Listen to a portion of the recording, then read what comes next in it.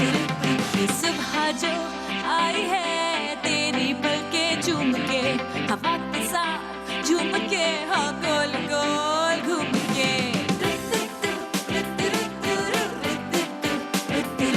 यूं गुनगुना रही है वो, सबको जगा रही है वो, हाँ फूल लेके चोंच में जो चिड़िया चहचहाई है। सुबह जो आई है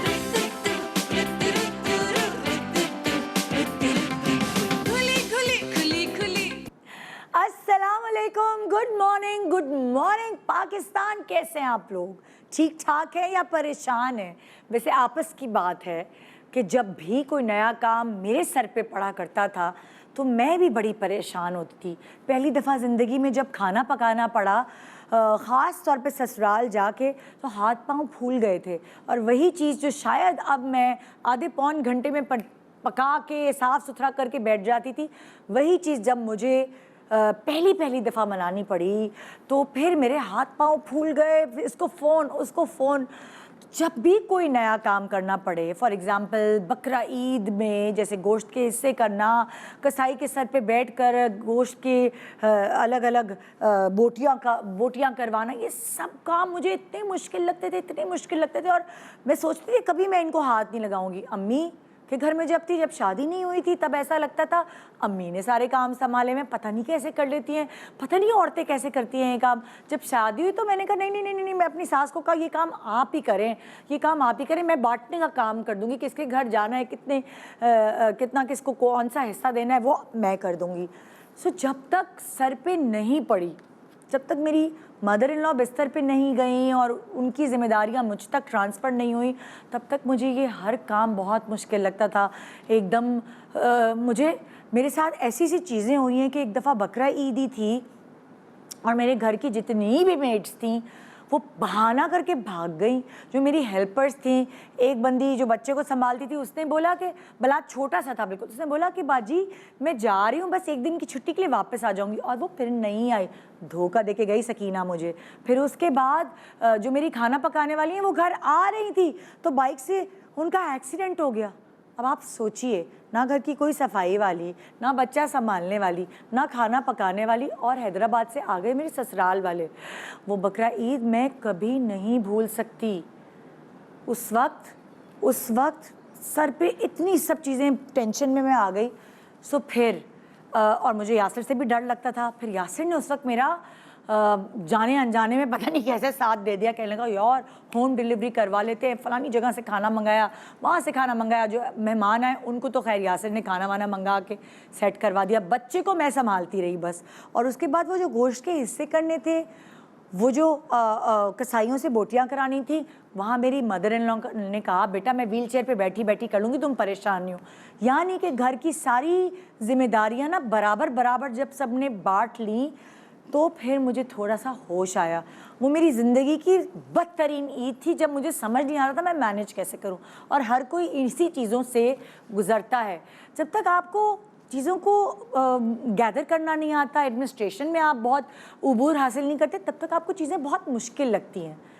अच्छा, छोटी ईद की बात ये होती है कि छोटी ईद पे रमज़ान है तो रोज़ा रख रहे होते हैं, सहरी अफ्तारी ये सब चीज़ें हो रही होती, लेकिन साथ साथ क्योंकि आप रोज़ा रखकर सारा दिन आपके पास और कोई काम नहीं होता, तो आप घर की सफाई, पंखे साफ़ करा लिए, ग्रिल साफ़ करा ली, खिड़की साफ़ करा ली, आपके पास बहुत टाइम होता है क्योंकि आप रोज़े में हैं, किचन का कोई काम ही नहीं है।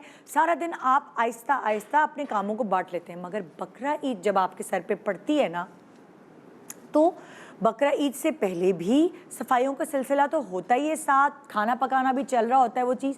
लेकिन जो बकरा ईद के बाद का जो एक सहन धोना और फिर बदबू का ना जाना, आपके हस्बैंड के कुर्ते पर निशान खून के जम जाना, फ्रिज साफ़ करना, फ्रीज़र साफ़ करना, कहीं आपने जो गोश्त फ्रीज़ किया है उसका खून, वो कहते हैं ना कि बह गया, आपका फ्रिज की गंदगी है।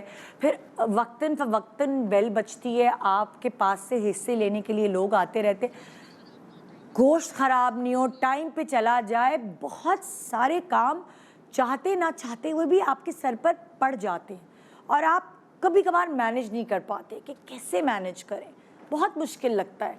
आपने हंस के सारे मेहमानों को कंपनी भी देनी है, आपने अच्छा खाना भी बनाना है, आपने घर की सफाई भी रखनी है, बहुत सारी, और जो जिनके छोटे बच्चे हैं उन ख़वातीन को उन बच्चों को भी संभालना है। सो इतनी सारी चीज़ें जब एक साथ सर पे जमा होती हैं तो आपको चीखने का दिल चाहता है।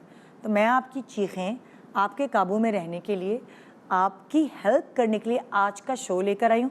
और ये शो ईद से ज़रा 1-2 दिन पहले करना ही मुनासिब इसलिए मुझे लगा कि वो ख़वातीन जिनके हाथ पाँव अभी से फूलना शुरू हो गए, ज़रा मैं उनको कंट्रोल में ले आऊँ। और मैं चाहती ये हूँ कि आप अपनी ईदों को भरपूर तरीके से एंजॉय कर सकें अपनी फैमिली के साथ। देखिए, जब वक्त से पहले सारे काम हो जाते हैं ना, तो वो हाथ पाँव फूलने का सिस्टम ज़रा कम हो जाता है। ये मेरा प्रैक्टिकल एक्सपीरियंस है ज़िंदगी में कि जब मैंने काम वक्त पर नहीं किए तो हाथ पाँव फूले, मैं रोई भी उन कामों की वजह से। मैंने हर चीज़ बेयर की अपने ऊपर, और अब मैं इस नतीजे पे पहुंची हूँ आपको सिखाने और समझाने के लिए कि अगर वक्त से पहले कोई चीज़ कर ली जाए, प्लानिंग हर चीज़ की रख ली जाए, सो इमरजेंसी में कोई भी चीज़ आपके सर पे पड़ती है, आपको प्रॉब्लम नहीं फेस करना पड़ती। सो अकेले मैं नहीं बल्कि मेरी एक्सपर्ट्स यहाँ आपके साथ होंगी, आपके हाथ पाँव को फूलने से बचाने के लिए, आपकी ईद को एंजॉय करवाने के लिए, और साथ साथ फ्रेश और अच्छा लगने के लिए। सो आइए, ईद से पहले ईद की खुशियों को सेलिब्रेट करने का तरीका मैं आपको समझाती हूँ, और आपके हाथ पाँव ना फूलें ये भी मैं आपको बताती हूँ। Good morning Pakistan, welcome back. Good morning Pakistan. भाई, वो जो जिस तरह मैं रोती थी या मेरे हाथ पाँव फूलते थे, मुझे आपका दर्द जो है ना मैं समझ सकती हूँ। इसलिए आपको पहले से ही ख़बरदार करने के लिए, तैयार करने के लिए बहुत सारी चीज़ें आज हमारे पास है जो आपकी मुश्किलों को करेंगी आसान। सो हमारे पास एक्सपर्ट हैं डॉक्टर बिल्किस। अस्सलाम वालेकुम। वालेकुम अस्सलाम। कैसी हैं? अल्हम्दुलिल्लाह, फुल ठीक तैयारी है ईद की? जी बिल्कुल पूरी बिल्कुल। शॉपिंग वॉपिंग हो गई? बकरे वकरे सब हो गए? जी, बकरे, गाय तो हमने जमीनों पे पाली हुई थी, बकरे लिए हैं। अच्छा, क्या हाल है आपके फराह? ठीक हो, आप कैसी हैं? मैं बिल्कुल ठीक ठाक। आप क्या, आपके क्या तैयारी चल रही है सब? हाँ बिल्कुल, क्योंकि मुझ पे जिम्मेदारी ज्यादा होती है और घर वाले कहते हैं कि तुमने ही सारा किचन संभालना है, पहले की तैयारियां करनी है। हाँ। तो ये सारी चीजें कर ली हैं और माशाल्लाह से कुर्बानी के जानवर भी आ आप चुके हमें हैं। ये बताएंगी कि क्या क्या मैं किचन की चीजें तैयार करके पहले ही रख देती हूँ ताकि एकदम मेरे सर पे बिल्कुल ना आ बिल्कुल जाए। ऐसे ही है ना? हाँ, हाँ। कैसी है डॉक्टर बतूल? अस्सलाम वालेकुम। वालेकुम अस्सलाम। बिल्कुल खैरियत से अल्हम्दुलिल्लाह। अब क्लिनिक बंद करती हैं कुछ दिन पहले या फिर लगी हुई मैं होती है? तो 2 days घर बिफोर जाके अदरक काट के रख दी, पहले से करवा लेती हूँ। धनिया पुदीना करके पैक करके रख दिया, भाई उसका काम अब है। पहले से करवा लेती हूँ और हाँ। ऑन द स्पॉट ये कि अब बेटी बड़ी हो गई है तो थोड़ा सा वो हेल्प आउट कर देती है हाँ। और मेड कर देती है, हाँ। तो इजी हो जाता है, इतना मुश्किल नहीं होता। अच्छा, वैसे कहते हैं जैसे कुर्बानी के गोश्त के बाद जो है पकाने पकाने में अदरक, लहसुन, इन सब चीज़ों की बहुत ज़रूरत होती है। तो आप क्या टिप देंगी? अदरक लहसुन कितने दिन पहले कूट के या उसका पेस्ट बना के रखना चाहिए? अच्छा, अगर हमारे घर में ज्यादा कुकिंग हो रही है तो हमने तकरीबन 2 दिन पहले आप ये तैयारी करें, आप 1 हफ्ता पहले से ना कर लेते। अच्छा। क्योंकि उसका फिर जायका होता है ना, वो थोड़ा सा खत्म हो जाता है, फ्रेशनेस होती है वो खत्म हो जाती है। क्योंकि हमें बकरीद के 3-4 दिन मजीद और भी इस्तेमाल करना चाहिए होता है। चाहिए होता है। अच्छा, मैक्सिमम आप क्या कहती हैं कि अदरक लहसुन मैक्सिमम कितना करके रख लें एक साथ? 1 हफ्ता चले बस, 1 हफ्ते का? इससे ज्यादा का आप ना मतलब करें। लाइक इतनी बॉटल होती है क्योंकि हम अच्छा, मैंने नोट किया है कुछ लोग प्लास्टिक में रखते हैं और कुछ लोग कहते हैं मुझे नहीं शीशे में रखे शीशा हो या एक वो स्टील की बर्तन होते हैं, बहुत सारे लोग स्टील के बर्तन में रखते स्टील के बर्तन में, लेकिन स्टील जो प्योर नहीं मिलता तो उसमें जंग लगने का खतरा होता है। तो स्टील के बजाय आप ऐसा करें, क्योंकि हमें नहीं मालूम ना वो प्योर है या नहीं है, क्या चीज़ है इसके अंदर, सिल्वर मिला हुआ है तो फिर उसके अंदर जंग लग जाएगा। बेहतर है कि आप उसको जो शीशे का होता है जार, उसके अंदर रखे। पर अक्सर मैंने जब शीशे का घर में निकाला, अक्सर 1-2 दफा हाथ से फिसल गया, वो सारा जाया हो गया। इतनी मेहनत से निकाला शीशे की वजह से सारा जाया हो जाता। मोटा वाला और खास तौर पे सोचे जब बकरे ईद पे जल्दी जल्दी कर रहे हो तब गया तो आप क्या करेंगे? लेकिन मोटा वाला जो प्लास्टिक का मिलता है, जो खास तौर पे मसालों के लिए ही मार्केट में होते हैं, तो आप वो ले लें। बाकी Acrylic पतला sort ना of। लें, बिल्कुल इसी तरह से ले लें जो मार्केट वो में बेहतर अवेलेबल है, आप वो लें, उसके अंदर रखें और सिर्फ 1 हफ्ते का ही आप मसाला जो है अदरक लहसुन उसको आप पीस के अच्छा, कुछ रखें। लोग अदरक लहसुन को ऑयल प्रिजर्व करके रखते हैं, ऑयल डाल के रखते और थोड़ा सा उसके अंदर क्या नमक, मशवरा उससे देंगे? उससे फंगस नहीं लगता। फंगस नहीं लगता। हाँ, क्योंकि हरा हरा हो क्योंकि जाता जब है। आप फ्रीज करते हैं तो उसमें जब आप फ्रीजर खोल बंद होता है उसकी वजह से एयर जाती है, वो आपके एयर जो है मॉइस्चर को एंटर कर देती है, तो वो अच्छा। फंगस वो आपको लगता है ऊपर से ग्रीन ग्रीन हो गया। हाँ, हाँ, अब वो लोग पूछ रहे होते हैं यूज करें ना करें, ना करें बेहतर होता है, अच्छा। क्योंकि है तो वो फंगस ही, तो वो लगने के चांसेस कम हो जाते हैं। अच्छा, आप देखिए कुछ लोग जो है कुटी हुई भी लहसुन Yes, मिलाते हैं। अब वो कुटा हुआ लहसुन क्या उस वक्त ताजा ताजा बनाए या ताज़ा ताज़ा ताज़ा कुटा हुआ टाइम लगेगा? इतने ज्यादा होते हैं दावत नहीं, आप जो ज्यादा क्वांटिटी में वो आप फ्रीज करके रख लें, और लेकिन जो फ्रेश उसकी अदरक की बात होती है वो अलहदा होती है। थोड़ी सी गार्निशिंग के लिए तो आपको फ्रेश ही यूज करनी होगी। गार्निशिंग के लिए फ्रेश करिए। मैं लहसुन की बात की कर आप रही हूँ, बात chop लहसुन का भी करके सेम जो यही डालते है, हैं। लहसुन का भी सेम यही है कि आप उसी वक्त चॉप कर लें। और आप देखें ना उसमें नेल पॉलिश वगैरह लगाई छील होगी, के रख हाथों में ले, बुआ आ छील के जाती है। रख नहीं नहीं, अब पता है सोल्यूशन क्या होता है, आप डायरेक्ट थोड़ा सा ऑयल लें पैन में और बगैर उसको छीले हुए आप उसको रख दीजिए और ऊपर से कवर कर दीजिए, तो रोस्टेड हो जाता है। जब आप निकालते हैं आपको कुछ भी हाथ वाथ पे नहीं आता, फिर आपने छुरी से निकाला, छिलके अलहदा हो गया, वो रोस्टेड होता है, आपने एज इट इज डाल दिया, इजी होता है, उसमें हाथ नहीं खराब, क्योंकि वो ऑयल मिक्स हो चुका होता है, तो आपके हाथों में स्मेल भी नहीं होती और उसका टेस्ट ही अलहदा होता है। निदा बहुत टेस्टी होता है, उससे आप गार्निशिंग भी कर सकते हैं, ऊपर से भी डाल सकते हैं और हाथ लहसुन की बात। यस, और ये भी टिप मैंने खुद सीखी है। अब हाँ, प्रैक्टिकल कर कर। देख देख यूं ही देख कर कहीं पे देखा था, फिर वो आजमाया। अल्लाह, मुझे बड़ी टेंशन होती थी पहले शुरू में जब नई नई शादी हुई थी, बकरीद सर पर होती थी, मुझे इतनी स्ट्रेस। और हमारे घर ही, क्योंकि यासिर सबसे बड़े हैं, ज्यादा सब लोग हमारे आते घर ही हैं। खाना Yes, खाने आते exactly. थे। बड़ा कुकिंग शो से मैंने चापे सीखी, ब्रेड के ऊपर रख के अलग अलग किस्म के खाने सीखे, लेकिन जो है ना बड़ा स्ट्रेस होता था। बिल्कुल, बस किचन का पूरे काम बढ़ जाता है। पैर एड़ियों रात में को दर्द हो जाता है। दर्द से नींद नहीं आती रात नींद को। नहीं आती है टेंशन। दर्द, इतने दर्द, क्योंकि हम सारा काम सुबह ही कर रहे होते थे, कोई अक्ल नहीं थी। तो मैंने कहा ये वाला शो बहुत जरूरी है कि लोगों को पता हो पहले से तैयारी पहले कर से लें। क्या तैयारी करके रखे। मतलब लोग छोटी ईद पर अपनी शॉपिंगों में भी लगे होते हैं, बकरा ईद पर मुझे लगता है जो पकाना है, खाना है, जो चीजें, उसकी तैयारी एक दिन पहले करके। बिल्कुल बिल्कुल। मसाले मैं पीस वैसे के एक रख दिन लें। पहले करती हूँ, अदरक अलग करती हूँ और काट लेती लहसुन हैं। अलग, अच्छा, दोनों को साथ पीस साथ के ही मिला रख- के नहीं रखती। अच्छा। और लहसुन छिले हुए होते हैं जिसको कुटनी में डाल के जल्दी से कूट के फिर डाल देती हूँ। हाँ। इस तरह आप करके क्या बताएंगी लोगों के मसले हल करने के लिए? पहले से उनको क्या हाँ बिल्कुल, मैं बता guideline देती हूँ। सबसे पहले जो मैं बता रही हूँ, जैसे ही मतलब कि कुर्बानी होती है उसके बाद एक मसला हो जाता है कि बहुत मक्खियाँ आ जाती हैं, हाय हाय, बहुत ज्यादा। उससे और गोश्त पे बैठ रही होती है, जी, इतना गोश्त आपको घिन आ रही होती है, घिन आ रही क्या होती है। आपने यही पकाना है, क्योंकि यही बांटना है? बारिशों का भी सीजन है, हाँ। तो इस वजह से भी प्रॉब्लम होती है। तो उससे कैसे बचा जाए, आप पहले से तैयारी कर लें। सख्त पुदीना मार्केट में मिलता है, वैसे पुदीना को वैसे ही जहाँ रख दिया जाए इस तरह करके जैसे पानी में, तो वहाँ मक्खियाँ नहीं आती। और ज़रा सा अंधेरा कर दिया जाए तो भी नहीं आती। लेकिन अब ज़रा अंधेरे में तो गोश्त नहीं कट सकता, तो आपने सख्त पुदीना लेना है और स्प्रे बॉटल लेना है, और जो है उसको ज़रा सा कूट के आपने पानी में डाल देना है। ठीक है, उसके बाद इसको मिक्स करना है, अच्छा। और बस ये आपका मक्खियों को भगाने का बहुत अच्छा स्प्रे जहाँ पे कसाई बैठे हुए हैं और आपके जी, गोश्त के बिल्कुल। टुकड़े करे, वहाँ आप स्प्रे जगह जगह स्प्रे करती कर हैं। लें। आप एक एक घंटे बाद भी यहाँ स्प्रे कर लें। गोश्त के मक्खियाँ- ऊपर करने को करने को गोश्त कह के रही हैं? ऊपर भी कर सकते हैं, या कोई आप मसला नहीं। आस-पास करने को कह रही हैं? आस-पास भी कर सकते हैं, गोश्त के ऊपर भी कर सकते हैं। अच्छा, एक सख्त आइडिया पुदीना है, दें, कोई मसला जैसे नहीं। आप पाइप से खून वगैरह होता है वो धो रहे होते हैं ना जब आप, तो आप ये एक पोचे में ये डाल के नहीं एक मार दें? बिल्कुल, आप पोछे में मार सकते हैं इसको, कपड़े क्योंकि पे जब डाल तक के आप आप जहाँ खुला पे पानी ना डालो ना, तो वो तब साफ तक वो खून निकलता नहीं आपके सहन से। बिल्कुल ये भी कर सकते हैं। और जैसे पोछे में डाल के जहाँ आप गोश्त रख रहे हैं उससे पहले ये आप अच्छी तरीके से कर लें, तो फिर भी मक्खियाँ नहीं आती।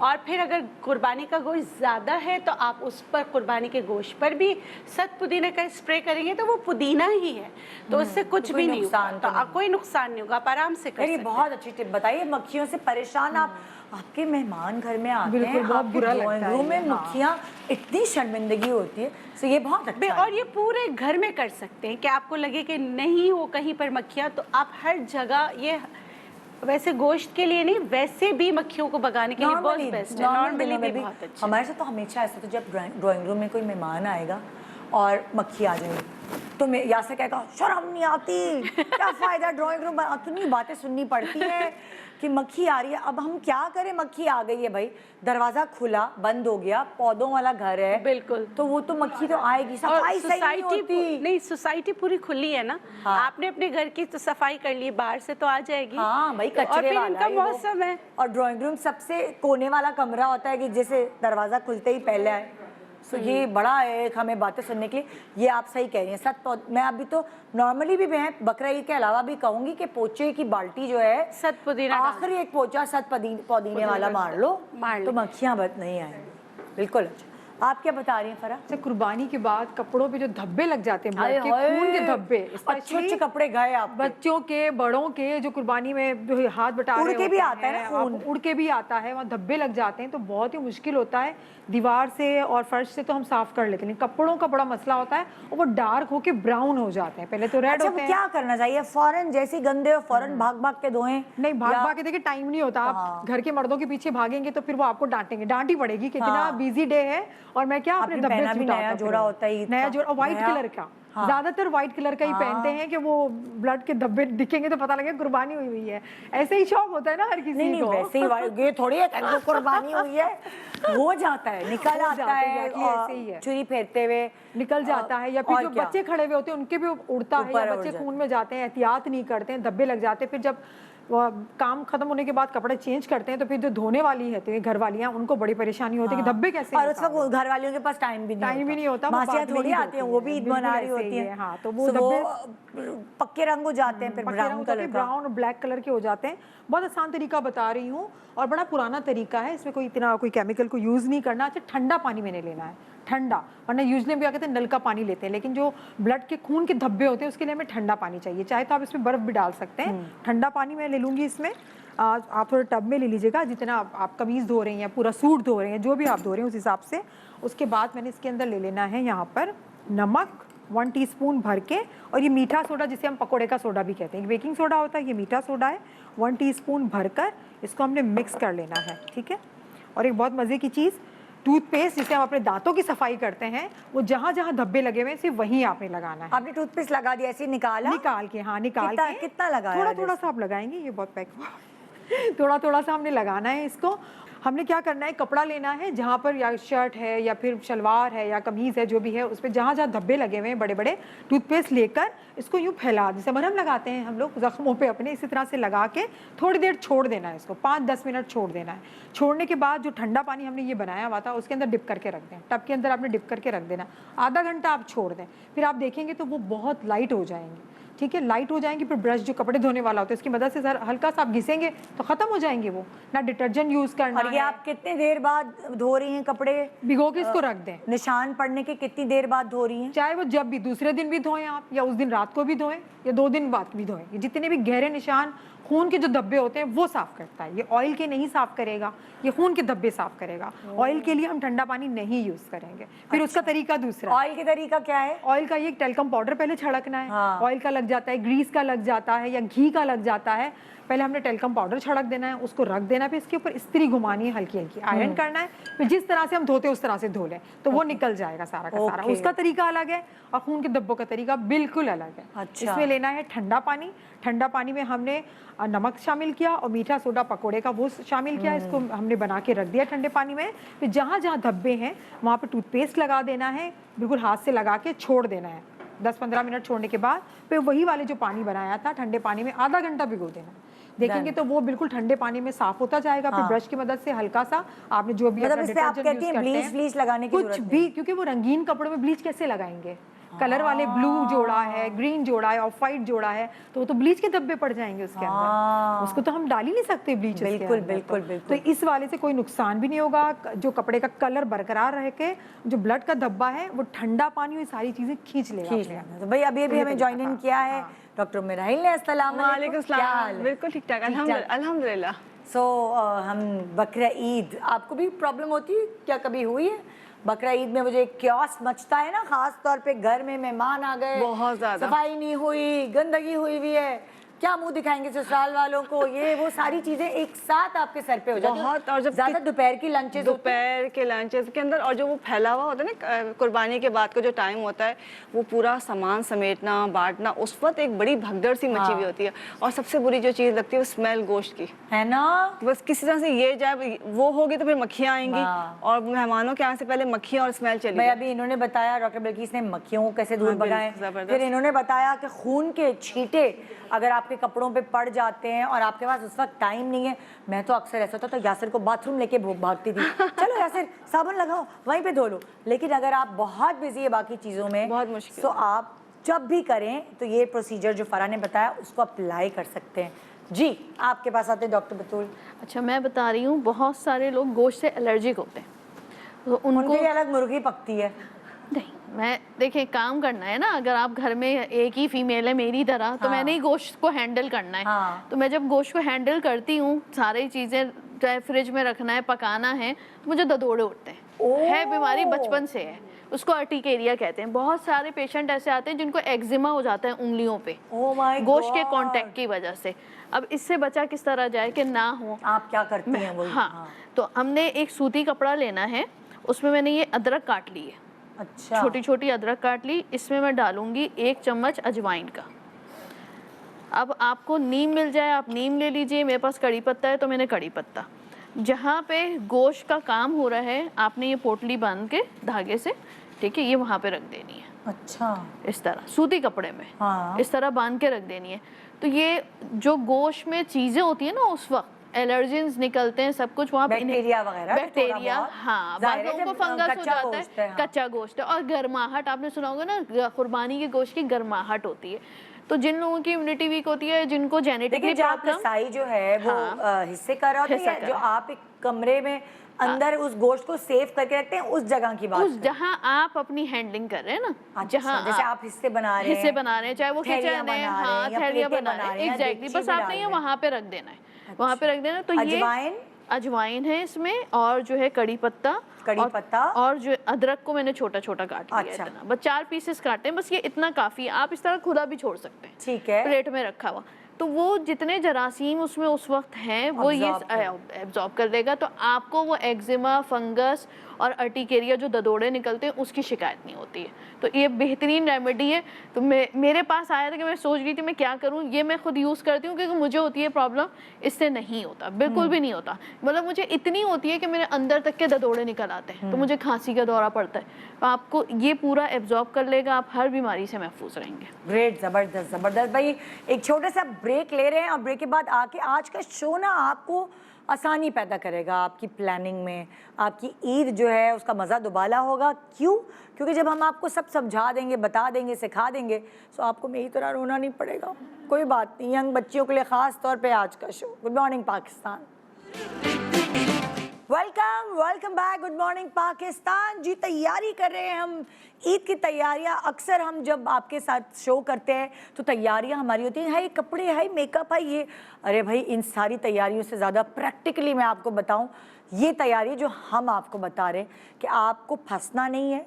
कोई भी ऐसे प्रॉब्लम हो तो हम हैं ना सॉल्व करने के लिए। सो इसलिए हमने कहा कि ये शो बहुत ज़रूरी है कि ये वाली नॉलेज फराहम करें। अक्सर ऐसी होती हैं बहुएं जिनके सर पे कोई बुज़ुर्ग नहीं होता, उनको नहीं पता होता कैसे संभालना है।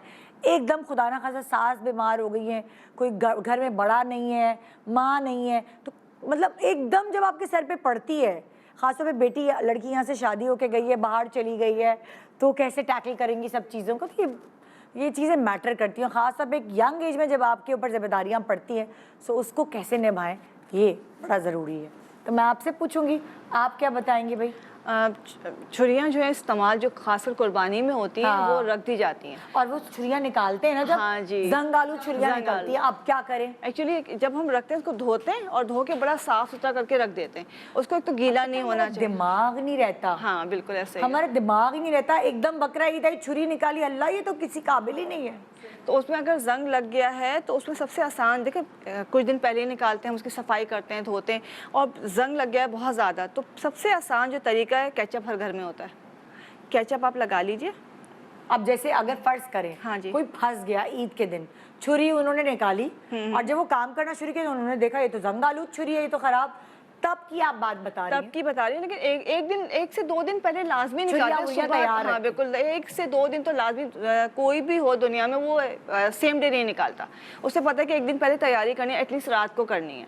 तो अगर आपके ऐसा है कि आपने देखा अरे मैं तो साफ़ करके रखा था लेकिन जंग लगा हुआ है, आपने सिर्फ केचप लगाया और फॉइल जो होता है उसके अंदर लपेट दिया, 1 से 2 घंटे भी आपने लपेट के रख दिया तो बहुत है। अगर बहुत ज़्यादा जंग है तो 3-4 घंटे छोड़ दे या रात भर छोड़ दे। अच्छा, जब इसके बाद आपने सुबह इसको उतारा और सिर्फ आपने एक नींबू लेना है, उसको बेकिंग पाउडर में मिक्स करना है और उसको रगड़ रगड़ के वॉश कर लेना। सारा जंग उसी वक्त उतर जाएगा केचप से, लेकिन इससे ये है कि थोड़ी शार्प भी हो जाएगी। नींबू और बेकिंग पाउडर, बेकिंग पाउडर, ये जो अगर थोड़ा सा रस्ट के निशानात रह गए, हल्के फुल्के धब्बे से खाने का मामला है, तो वो बिल्कुल इस तरह से अच्छी तरह, खासकर जहाँ से काटते हैं, ये आपने इसको इस तरह से रब करना है।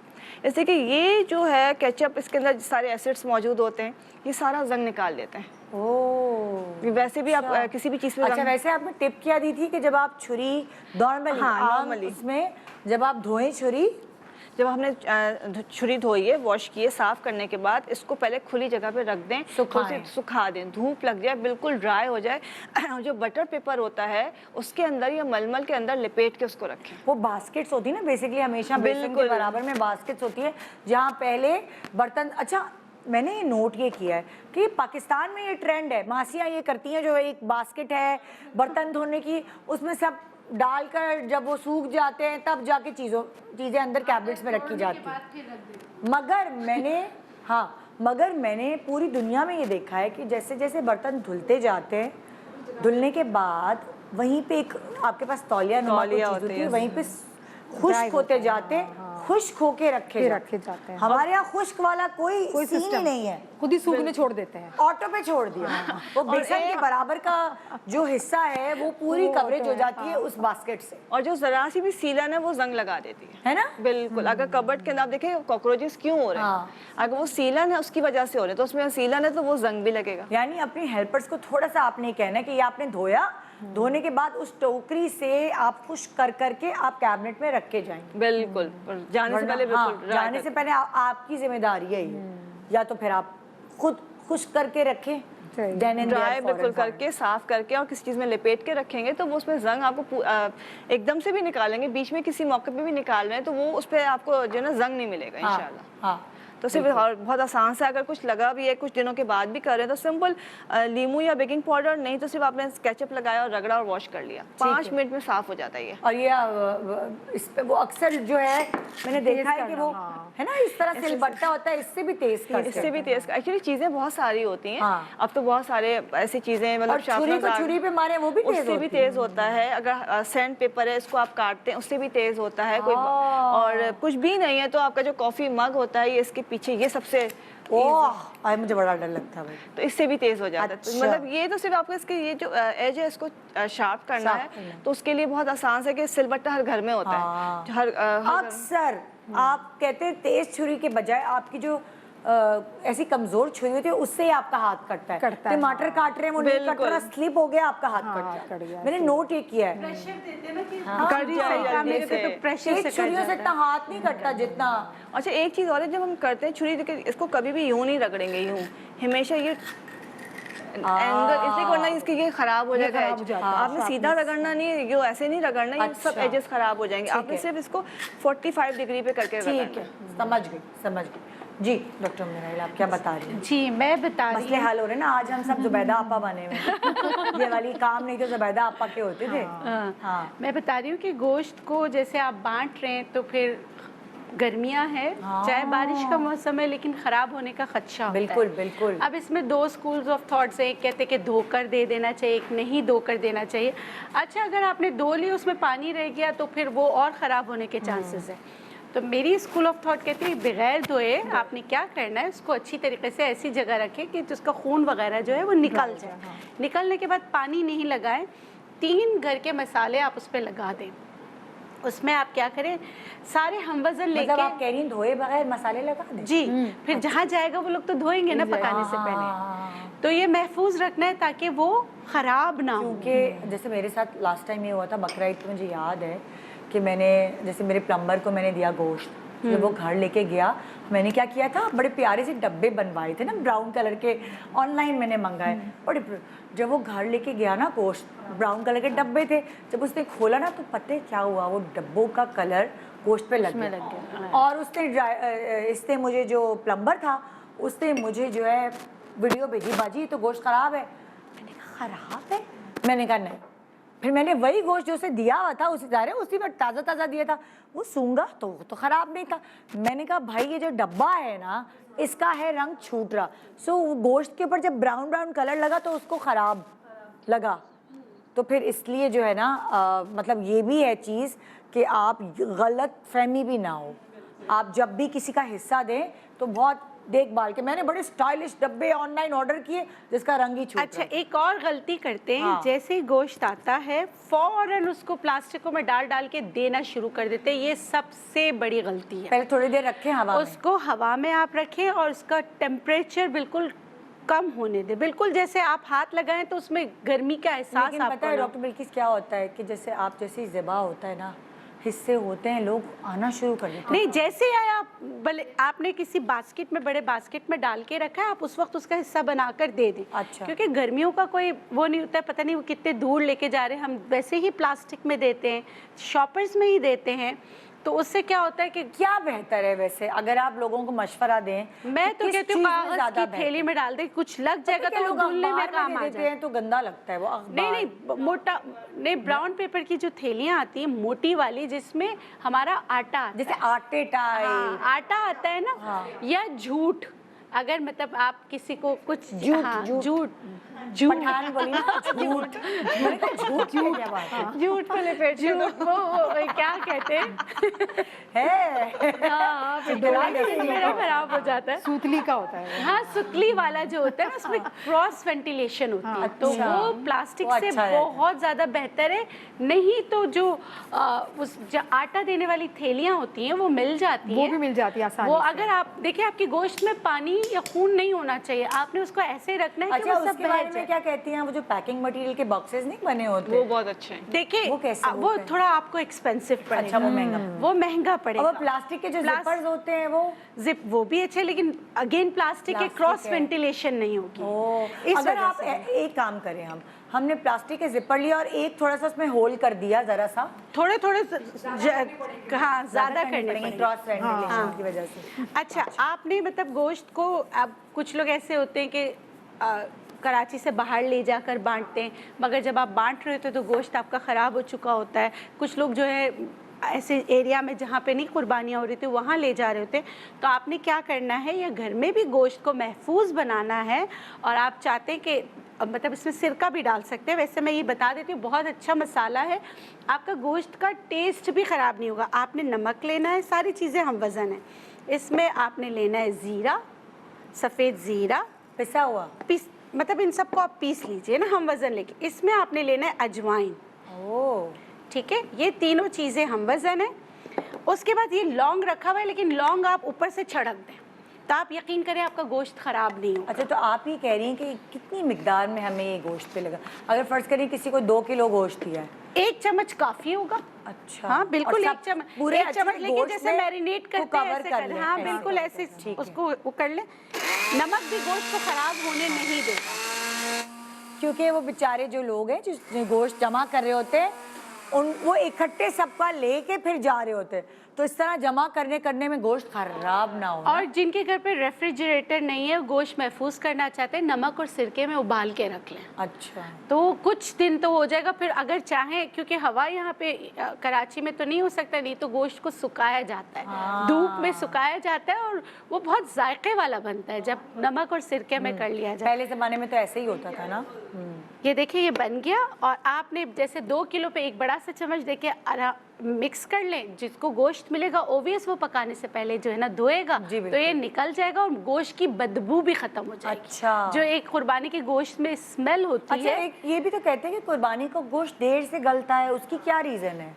अच्छा, ताज़ा होता है। ताज़ा बहुत सही ज़्यादा पला हुआ होता है। हाँ, टेम्परेचर जो है ना, अगर उसका जैसे कहें हाई कि ना होता है आप उसका, उसका गर्म हाई होता होता है, अगर आप उस वो स्टेज निकाल देंगे और नॉर्मल टेम्परेचर हो जाएगा, तब पकाएंगे तो नॉर्मल गल जाता है। अच्छा। आप क्योंकि उसको हमारे गरम यहाँ दोपहर स्टेट को में दावत होती है ना, तो हमने तो भाई अगर सुबह 7 बजे भी अगर हमने कुर्बानी रखी है तो गिरे से गिरे हमें 1 बजे तक अच्छा, ही प्रॉपर गोश्त है। एक रीजन ये भी होता है कि हम जब कुर्बानी करते हैं तो हम बड़ा जानवर लेते हैं, वो ठीक है, बड़ा जानवर लेते हैं तो उसका गोश्त भी थोड़ा सा सख्त होता है, वरना हम यूजुअली हम मार्केट से गोश्त लेते हैं तो हम बछिया का लेते हैं, छोटी होती है वो। अच्छा। सही है, छोटा जानवर होता है उसका जल्दी गल जाता है। कुर्बानी के लिए हम बड़े जानवर लेते हैं ताकि गोश्त ज्यादा निकले और हम इसको तकसीम ज्यादा कर सकें। तो रीजन ये होती है जब बड़ा जानवर होगा तो उसको गोश्त गलने में भी टाइम है, इसमें चर्बी भी ज्यादा होती है, सख्त होता है, रेड कलर का होता है, तो गलने में टाइम लगता है। हो गए ना ये आपके मसाले। अब आप क्या अच्छा जी, मैं बताऊंगी कि क्योंकि ये सबके घरों में गोश्त बनेगा और बहुत से घर ऐसे होते हैं कि बहुत सारे जैसे 10 लोग हैं तो उसमें 5 कहते हैं बू आ रही है, हम नहीं पका रहे, चिकना चिकना गोश्त हो रहा है। जैसे कुर्बानी का गोश्त फ़ौरन से देते हैं तो उनको स्मेल बहुत ज़्यादा आने लगती है, या गोश्त में से ब्लड बहुत निकल रहा होता है, दो के वो थक जाते हैं। तो गोश्त को किस तरह से पकाने से पहले, जो आप पका रहे हैं सही है, इसको प्रिजर्व नहीं करना, पकाने से पहले स्मेल किस तरह से ख़त्म की जाए, और इसका जो खून इतना ज़्यादा निकल रहा होता है, हम धो रहे होते हैं, उसका ब्लड किस तरह से निकाला जाए। तो बहुत ही आसान सी मैं आपको तरीका बता देती हूँ। करना क्या है, हम क्या करेंगे, आटा जो हम रोटी पकाते हैं ना, गंदम का आटा लेना है हमने, वो नहीं, मैदे का आटा नहीं लेना, आटा ले लेना है हमने, और इसके अंदर मैं इसमें नमक शामिल करूँगी, ठीक है, आटा नमक इसको मिक्स कर देना है। जैसे कि हमने 1 किलो गोश्त बनाना है या 2 किलो गोश्त बनाना है, उसके ऊपर ये छिड़क के इसको रख देना है, 5 से 10 मिनट तक हमने इसको रख देना है। फिर हम गोश्त को अच्छी तरह से वॉश करेंगे, तो क्या होगा, इसके अंदर से पूरा ब्लड भी निकल जाएगा उसके अंदर, और चिकनाई जो होती है, जो हम जब सालन कुछ पका रहे होते हैं तो एक्स्ट्रा ऑयल ऊपर आ जाता है, चिकनाई भी साफ़ हो जाएगी और गोश्त बहुत अच्छी तरह से साफ़ होगी, इसकी स्मेल भी नहीं होगी। फिर आप इसको जिस तरीके से कोरमा बना रहे हैं, कढ़ाई बना रहे हैं, बिरयानी बना रहे हैं, तो आप इसको बनाएं, बिल्कुल आपको तसल्ली हो जाएगी कि इसमें से कोई ब्लड नहीं। हम क्या करते हैं, वो 3-4 दफ़ा धो के जब हम सालन चढ़ा रहे होते हैं तो क्या होता है, इसके ऊपर ब्लड आ जाता है, पानी हमारा रेड हो जाता है, तो फिर घिन भी आने लगती है बहुत सारे लोगों को, ये क्या, ये तभी ब्लड तो निकला नहीं है सही तरीके से। तो ये इस तरीके से अगर आप करेंगे तो बिल्कुल भी आपको खून नहीं इसके अंदर रहेगा और सफाई बहुत अच्छी तरीके से हो जाएगी। इस तरह से अभी तो हम गोश्त की बात कर रहे हैं, कीमे को भी इस तरह धो सकते हैं। जब आप गोश्त को गलाने के लिए आप डालते हैं जब देगची में, तो एक वाइट झाग सी अक्सर जो है वो ऊपर जमा होने लगती है। आई डोंट नो, वो झाग के लिए मुझे आप लोगों में से किसी ने बताया था कि वो झाग, शुरू की झाग हटा देनी चाहिए, क्या वो कोई बैक्टीरिया या क्या होते हैं वो उसमें? तो चर्बी की झाग होती है। अच्छा, चर्बी की बॉयल होती है, चर्बी की झाग अगर होती है। दाल और चना है तो उसकी झाग तो हमें हटा देनी चाहिए, क्योंकि उसके केमिकल्स वगैरह, गोश्त में तो इतनी झाग नहीं बनती है। अच्छा, दाल चना, कंफ्यूज हो रही थी। हाँ, उन दाल के बारे में थी कि दाल की झाग वो हटाओ। वाइट चने हैं या फिर हम चने की दाल है, उसमें बहुत ज्यादा झाग आता है, तो उसको केमिकल लगाते हैं कि कीड़ा ना पड़े उसके अंदर। अच्छा, वॉश करने के बाद फिर वो क्यों केमिकल अंदर रह जाता है, गोश्त में नहीं होता। गोश्त में नहीं होता। गोश्त में तो आप हल्दी, नमक, अदरक, ये सारी चीजें ऐड करेंगे तो उसमें झाग तो नहीं बनती। हाँ, चर्बी होती है, ऑयल ऊपर आ जाता है, ऑयल ऊपर आ जाता है। जैसे आप बहुत कम ऑयल डालते हैं लेकिन इसका ऑयल ऊपर आ जाता है तो चर्बी होती है फ्रेश वाली, तो वो ऊपर है, लेकिन झाग नहीं बनता है। ठीक है। लेकिन अभी जो मैंने बताया, खून को बिल्कुल साफ करना, स्मेल को दूर करना, बस आपने आटा लगा लेना है और उसके बाद आपने 10-15 मिनट रखने के बाद वॉश करेंगे, एक ही दफ़ा आप इसको साफ करेंगे तो बिल्कुल साफ हो जाएगा, आटा नमक भी निकल जाएगा। फिर अपने तरीके से जो भी आप बनाना चाहते हैं आप इसको बनाएं। जबरदस्त। एक छोटे से ब्रेक ले रहे हैं, ब्रेक के बाद आइए ना, मसलों का हल करते हैं, टेंशन नहीं लेने का, टेंशन देने का। Good morning, welcome back, good morning Pakistan. जी बहनों, मेरी मैके वालियों, आपकी मसलों का हल निकालने के लिए हम सब यहाँ जमा हुए हैं कि बकरा ईद पर आपके हाथ पाँव ना फूलें, बल्कि उस बकरा ईद को आप बहुत अच्छे से इंजॉय कर सकें। सारे काम वक्त से पहले ज़रा सर अंजाम देने के बाद अब इवेंट इंजॉय करने का, फेस्टिवल इंजॉय करने का मज़ा ही कुछ और होता है। तो आइए प्लान करके चलते हैं ताकि हमें ऐन मौके पे प्रॉब्लम ना फेस करनी पड़े। सो अब मैं किससे पूछूं, किसके पास पहुंची थी मैं? डॉक्टर बतूल की बारी हुई थी, आपने तो बता दिया था ना।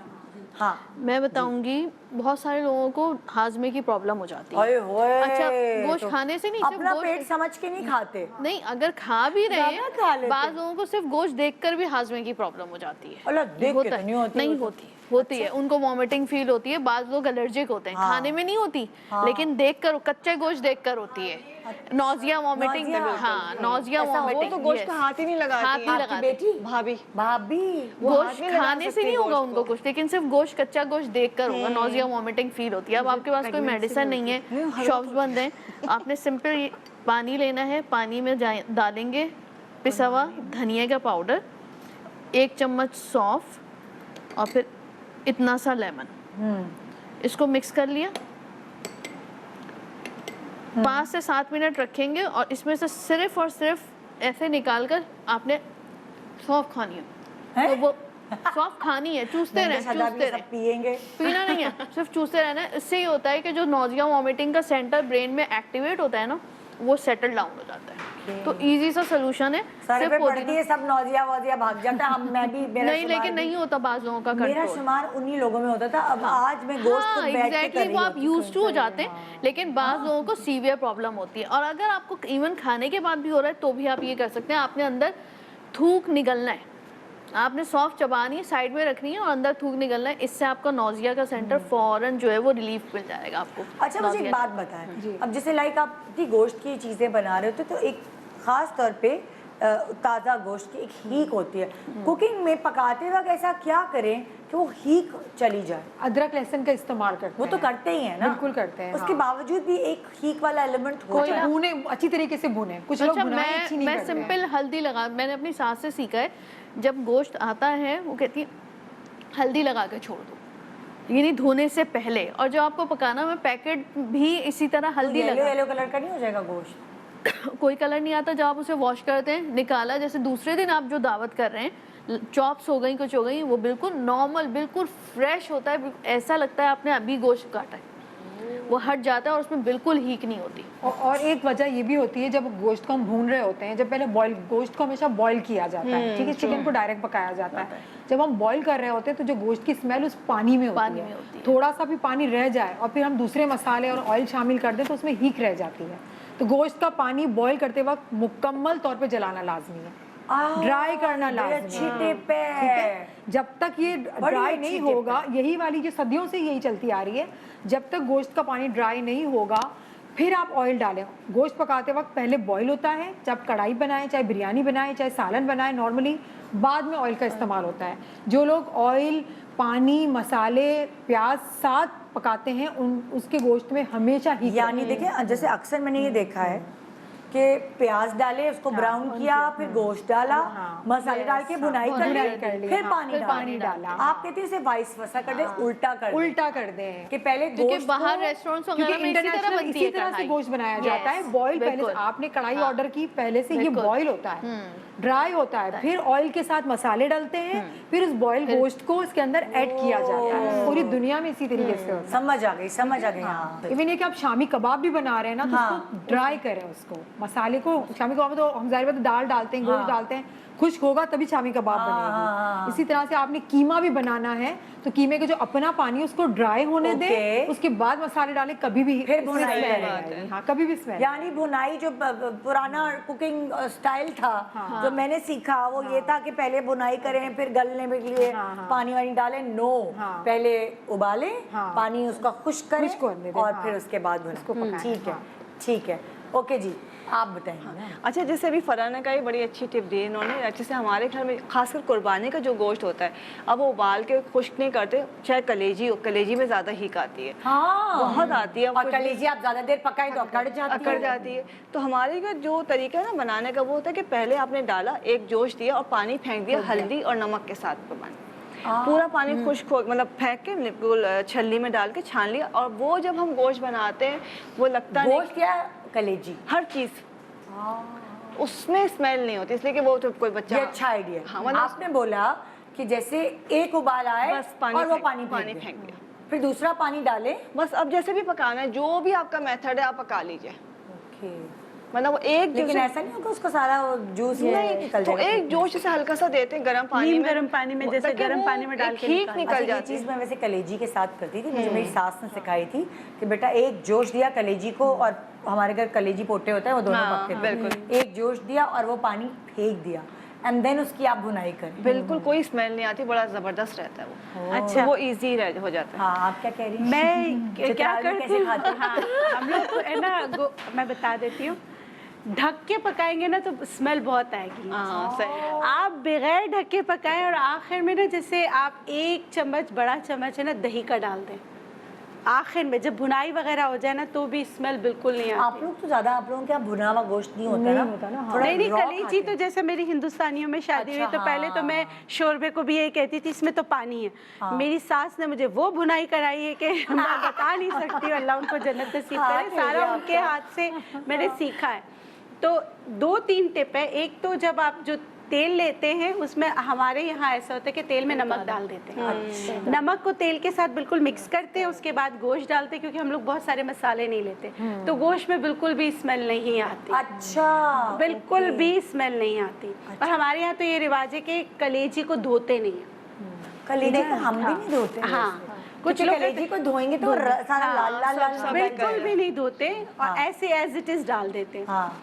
और जो है आखिर में ना जैसे उसकी अच्छी तरह भुनाए और ढक के नहीं पकाए, हल्की आंच पे पकाए, ढके नहीं, तो आपकी कलेजी में कभी भी स्मेल नहीं आएगी। और उसके बाद जब बिल्कुल बन के तैयार हो जाए तो आप 1 चम्मच जो है दही और थोड़ी सी कसूरी अच्छा, मेथी मिक्स मगज कर मुझे दें। बहुत पसंद है, लेकिन मगज में कैसे ही न आए वो बताएं।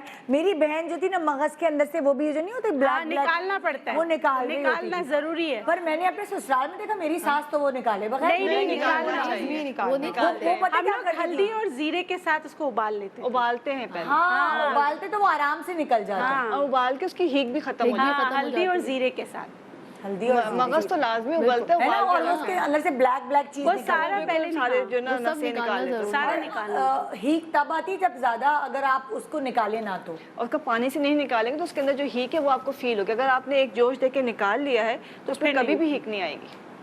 नहीं, मैं आपसे पूछ रही हूँ जो सफाई अच्छा, होती नहीं, है, जो उससे ताले उसका वाली हीक चीज़, से कोई वो ताल्लुक खाना ही नहीं होता, वो तो वो नहीं हराम खाना मगज के होता तौर पे है। होता हाँ, है। हराम वो मगज तो की तो तरह। निकाल दिया जाता है। रिमूव करना नेसेसरी है, जरूरी है। जैसे झींगे में होता है ना, हाँ, इट्स अ बिल्कुल। वेन ना बेसिकली। बिल्कुल। तो वो वेन आपको चाहे आप उसका खाएं, ब्लड जमा हुआ होता है ना, ब्लड सारे जमा हुआ है veins ना, में। तो वो बेस निकालना जरूरी है। हाँ, काली काली वेन्स होती हैं। और आप देखो, उबाल इतना लो ना तो पका-पुका के फौरन। अभी तक नहीं पता, क्योंकि मैं मगज नहीं धो सकती भाई, पूरी गोश्त वगैरह सब धुलवा लो मुर्गी। Exactly. मगज धोने के लिए मगज को हल्दी आपके और घर में कोई सफेद जीरे के expert साथ होता है। हाँ, सफेद जीरा और हल्दी के साथ उबाल लें, निकाल के जैसे काबिले बर्दाश्त गरम जो आप उसको कर सकते हैं, कांटे के वो साथ easily निकालें remove हो जाता है। फौरन पूरी झिल्ली निकल होती है, जाती है। निकल आती है। हाँ, देर नहीं लगती उसमें। पता ही नहीं चलता। कांटे के मेरी साथ बहन में की तो निकाल हॉबी लेती थी मगज में से वो निकालना। मैं कहा तुम्हारी ये क्या कर रही हो? जरूरी है। फिर बाद में मैंने सीखा कि उबाल के जरा आराम से निकलते। जी, आप क्या बताएं? अच्छा, अब मैं बता रही हूँ कि गोश्त तो खा लिया, फिर दांतों के दर्द का क्या करें? हाय हाय, क्यों होता है कि मसूड़े क्यों फूल जाते हैं? ये क्या है चक्कर? असल में एक तो होता है कि साइंस में ये कि आप 100 ग्राम कौन खाता है, सब आधा किलो 1 किलो तक खा लेते हैं और बार बार खा दाढ़ भी नहीं गीली होती 100 ग्राम से। आजकल तो पूरा बकरा खा जाते हैं। हाँ, और फिर बार बार हर जगह जाके आपको गोश्त ही मिल रहा होता है, ठीक है। फिर पेट की गर्मी से आपको मतलब पेट की वजह से भी ना आपके मसूड़ों में सॉइलिंग हो जाती है, गोश्त की ताकत की वजह से और गैसेस की वजह से आपके मसूड़े गम्स जो है ना सॉइल कर जाते हैं, ठीक है। तो उसके लिए 2 चीज़ें, एक तो गागल करना बता रही हूँ, उससे बहुत ज़्यादा फर्क पड़ता है।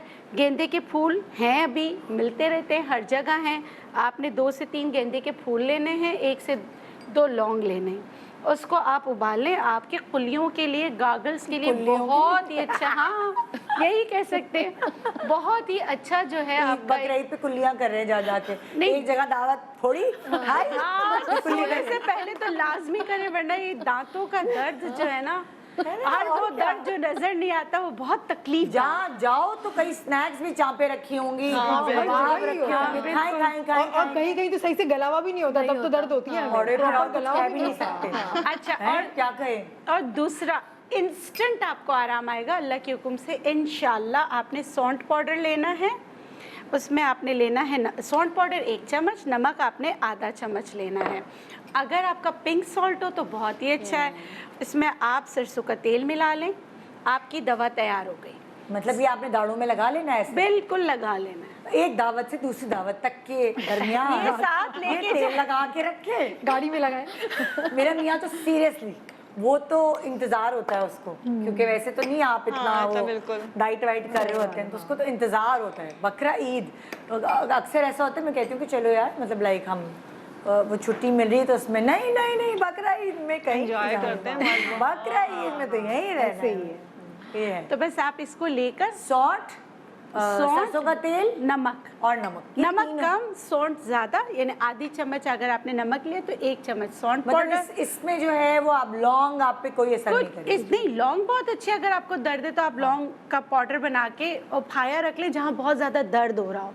रुई की मदद से, या लौंग का तेल भी होता है, वो भी आप लग सकते हैं, फिटकरी के गरारे या कुल्लियाँ कर सकते हैं। लेकिन स्पेशली अगर गोश्त खाने के बाद हुआ है तो ये आपके बादीपन को ख़त्म करेगा। सही बात। इसलिए नमक और सौंठ बहुत ही गोश्त जो बेहतरीन। दाढ़ों में फंस जाता है ना, वो खाने भी के एक बाद इम्तिहान है।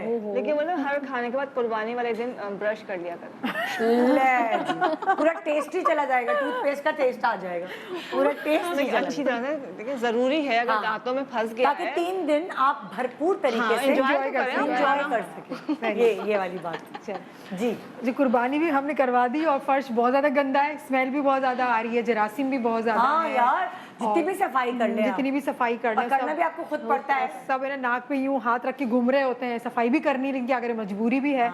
तो मैंने सोचा फर्श की सफाई जो बहुत अच्छी तरीके से करवा दें, तो आपने क्या करना है, बाल्टी में पानी लेना है नीम गर्म। पहले तो जो ब्लड जितना भी जहाँ पर आपने गोश्त की सफाई की, तकसीम की, उसको सादे पानी से धो लें, उसको एक दफ़ा निकाल लें, जो भी आपका डिटर्जेंट है उसको डाल के एक दफ़ा उसको निकाल दें कि जो गाढ़ा गाढ़ा जो ब्लड है वो निकल जाए।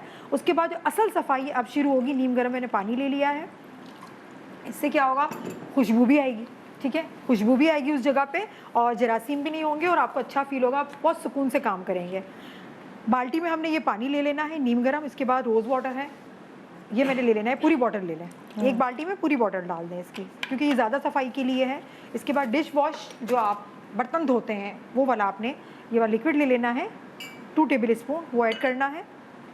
उसके बाद हमने यहाँ पर फिटकरी, इतना टुकड़ा हमने ये इसके अंदर डाल दिया, और ये काफूर था, सॉरी, और ये फिटकरी, ये टुकड़ा, ये काफूर मैंने डाला था इतना टुकड़ा, ये फिटकरी, ये आपने डाल देना है बाल्टी के अंदर, ठीक है। और बाल्टी को भर लेना है जितना आपने जो भी एरिया आपने कवर करना है। फिर आपने झाड़ू की मदद से इसको धोएं, दीवारों पे डालें, फर्श पे सफाई डालें। करने के बाद जी, पहले आपने ब्लड निकाल दिया, सही है, सारा वो सफाई कर ली एक दफ़ा। फिर दूसरी बाल्टी लेनी है, उसके अंदर आपने बड़ी सी बाल्टी लेने हैं, ये सारा आपने इतनी क्वांटिटी में, इससे भी डबल बड़ा घर है तो ज़्यादा क्वांटिटी में आप डाल ली यही चीज़ें।